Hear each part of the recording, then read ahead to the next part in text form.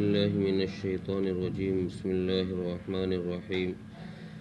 ألم تر إلى الذين قيل لهم كفوا أيديكم وأقيموا الصلاة وآتوا الزكاة فلما كتب عليهم القتال إذا فريق منهم يخشون الناس كخشية الله أو أشد خشية وقالوا ربنا لم كتبت علينا القتال لولا أخرتنا إلى أجل قريب قل متاع الدنيا قليل والآخرة خير لمن اتقى ولا تظلمون فتيلا.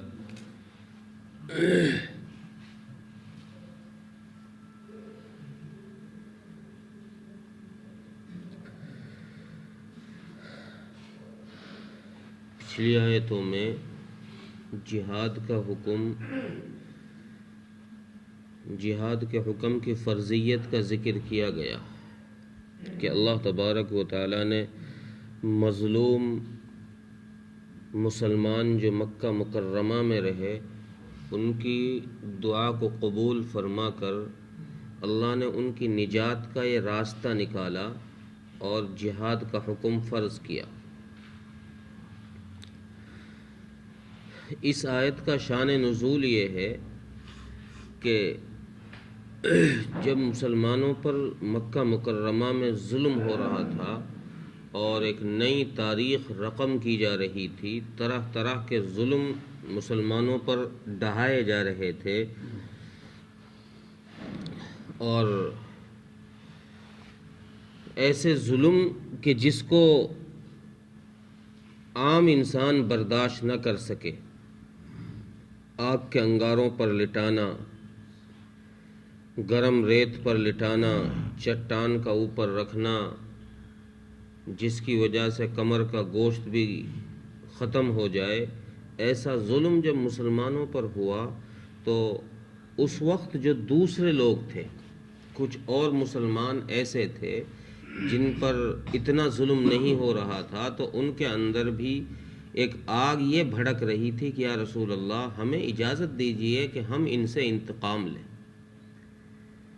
ہم ان سے بدلہ لیں. بھئی یہ ہم پر ظلم کر رہے ہیں، اگر یہ دو یہ لگائیں گے ہمارے تو ایک تو ہم بھی مار سکتے ہیں، مر تو پھر بھی رہے ہیں ہم.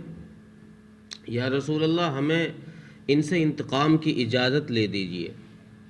آپ صلی اللہ علیہ وسلم ان کو بار بار یہ سمجھاتے رہے کہ نہیں بھائی اپنے ہاتھوں کو روک کے رکھو، ابھی صرف اس پر عمل کرو تمہیں جو حکم دیا گیا ہے.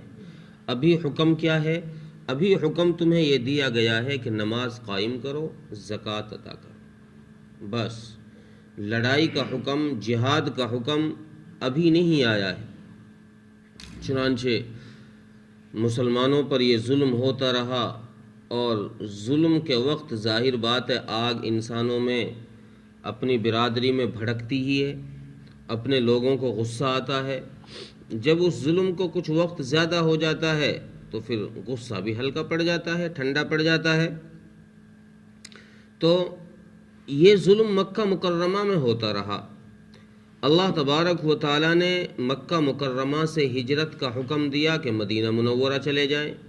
جب مدینہ منورہ رسول اکرم صلی اللہ علیہ وسلم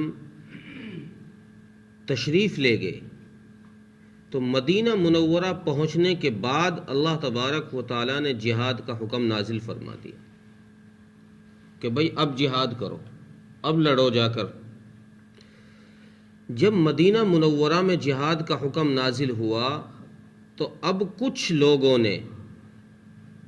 لوگوں کے اندر ڈر پیدا ہو گیا لوگوں سے کہ یار اب اگر لڑیں گے تو مارے جائیں گے. بعض مفسرین نے تو فرمایا ہے کہ یہ ڈر ان لوگوں میں تھا جو مدینے کے کچھ مسلمان ہوئے تھے جن میں منافق تھے. یہ ڈر ان کے اندر پیدا ہوا تھا کہ یار ابھی اتنی جلدی کیوں حکم نازل ہو گیا، ابھی تو ہمیں کچھ اور مہلت ملنی چاہیے تھی. جو مکے سے مسلمان آئے تھے وہ تو مضبوط ایمان والے تھے. بعض مفسرین نے فرمایا کہ نہیں، یہ عام مسلمانوں میں ہی ڈر پیدا ہو گیا تھا.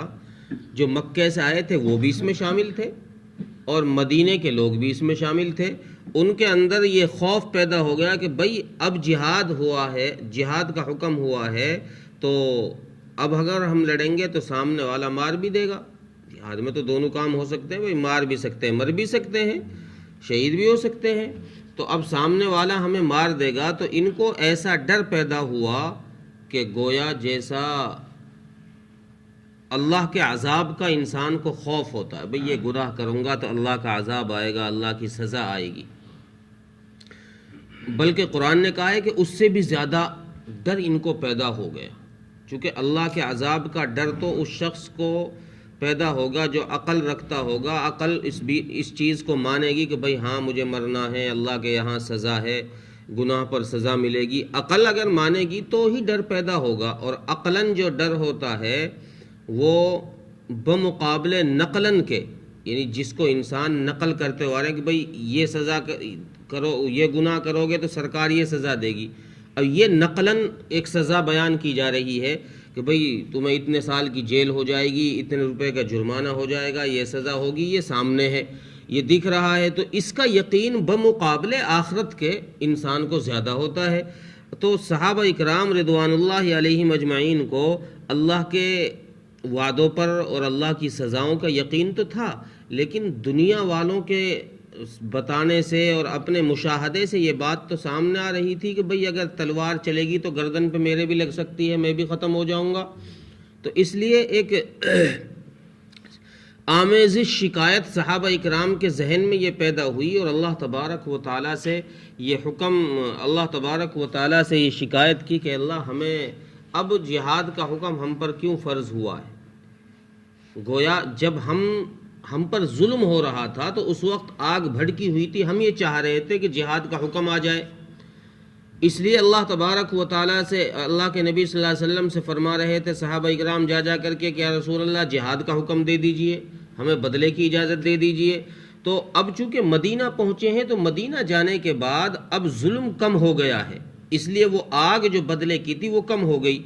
اس لیے یہ آمیزش شکایت صحابہ اکرام کے اندر پیدا ہوئی کہ یار اب تو چلو ہو گیا جو ہونا تھا، اب کیا جہاد کریں، اب کیا بدلہ لیں. تو اس لیے یہ شکایت پیدا ہوئی صحابہ اکرام رضوان اللہ علیہم اجمعین کے. اس پر یہ آیت کریمہ نازل ہوئی. اللہ تبارک و تعالیٰ نے یہ آیت نازل فرما کر صحابہ اکرام پر جہاد کا حکم فرض کر دیا اور یہ بتا دیا اور اپنے نبی سے یہ کہلوا دیا کہ نبی جی ان لوگوں سے کہیے کہ ہم نے یہ جہاد کا حکم جو فرض کیا ہے یہ فرض کفایہ ہے. اس سے پہلے جو حکم ہم نے فرض کیا تھا وہ فرض عین ہے. فرض عین کا مطلب یہ ہے کہ ہم نے جو پہلے حکم نازل کیا تھا نماز کا اور زکوٰۃ کا، وہ ہر ایک پر فرض تھا اور اس کو اس لیے فرض کیا گیا تھا کہ پہلے انسان جب اپنا جان، مال اور ہر چیز اللہ کے نام پر قربان کرنا سیکھ جائے گا تو پھر جان کی بازی لگانا آسان. پہلے اپنے نفس سے جہاد کیا جائے، نفس کو اس پر آمادہ کیا جائے کہ مجھے پیدا ہی اللہ نے اپنے لیے کیا ہے، مجھے قربان اس کے نام پر ہونا. پہلے اس لیے جان کی قربانی بعد میں مانگی، پہلے مال کی قربانی زکوٰۃ کو مانگا اللہ نے کہ جب زکوٰۃ دینے پر صحابہ اکرام آمادہ ہو گئے تو اس کے بعد پھر جان کی قربانی یعنی جہاد کا حکم اس کے بعد نازل کیا گیا. یہ حکمت مفسرین نے فرمائی ہے اس جہاد کے حکم کی، اور رسول اللہ صلی اللہ علیہ وسلم کے ذریعے سے آپ کی زبان مبارک سے یہ اعلان کروایا کہ نبی جی آپ ان سے کہیے، صحابہ اکرام کو سمجھائیے کہ دنیا کا ساز و سامان جس کے لیے تم جینا چاہ رہے ہو، جس کے لیے تم مہلت مانگ رہے ہو کہ یار ابھی سے کیوں حکم نازل ہو گیا جہاد کا، کچھ ہمیں اور مہلت مل جاتی اور زندہ رہ لیتے، تو جس کے لیے تم جینا چاہ رہے ہو یہ دنیا کی جو رونق ہے، دنیا کا جو متاع ہے یہ بہت تھوڑا ہے. قل متاع الدنیا قلیل، یہ دنیا بہت تھوڑی سی ہے، ختم ہو جائے گی. کتنی ملے گی تمہیں؟ ساری دنیا کے بھی تم مالک ہو گئے تو بھی ختم ہو جانی ہے. اور آپ کہہ دیجئے کہ آخرت بہتر ہے پرہیزگاروں کے لیے، متقیوں کے لیے، اللہ کا ڈر اپنے اندر میں رکھنے والوں کے لیے آخرت بہتر ہے. اور پھر اب تمہیں جو حکم نازل کیا گیا ہے اس حکم پر تم عمل کرو، آخرت میں تم پر ایک دھاگے کے برابر بھی ظلم نہیں ہوگا، تمہارا حق نہیں مارا جائے گا، تم نے اگر جان قربان کر دی تو اس جان کی قربانی کا ثواب تمہیں ملے گا، تم نے مال قربان کیا ہے، مال کی قربانی کا ثواب تمہیں ملے گا۔ اس لیے اب تم پر جو حکم نازل کیا گیا ہے اس پر اپنے آپ کو کاربند رہو اور اس پر چلتے رہو، کسی قسم کی کوئی شکایت کرنے کی تم کو گنجائش اللہ تبارک و تعالیٰ نے نہیں رکھی۔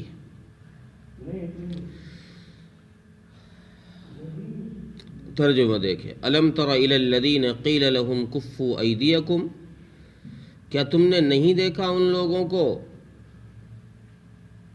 جن سے کہا گیا کہ اپنے ہاتھوں کو، جن سے جب کہا گیا کہ اپنے ہاتھوں کو روک کر رکھو، وَأَقِيمُوا الصَّلَاةَ وَآتُوا الزَّكَاةَ، اور نماز قائم کرتے رہو اور زکوٰۃ دیتے رہو، فَلَمَّا كُتِبَ عَلَيْهِمُ الْقِتَالُ إِذَا فَرِيقٌ مِّنْهُمْ، پس جب اذا فریق منہم یخشون الناس کخشیۃ اللہ او اشد خشیہ، پس جب ان پر فرض کیا گیا جہاد کو تو ان میں سے کچھ لوگ لوگوں سے ایسے ڈرنے لگے جیسے اللہ سے ڈرتے ہیں یا اس سے بھی زیادہ۔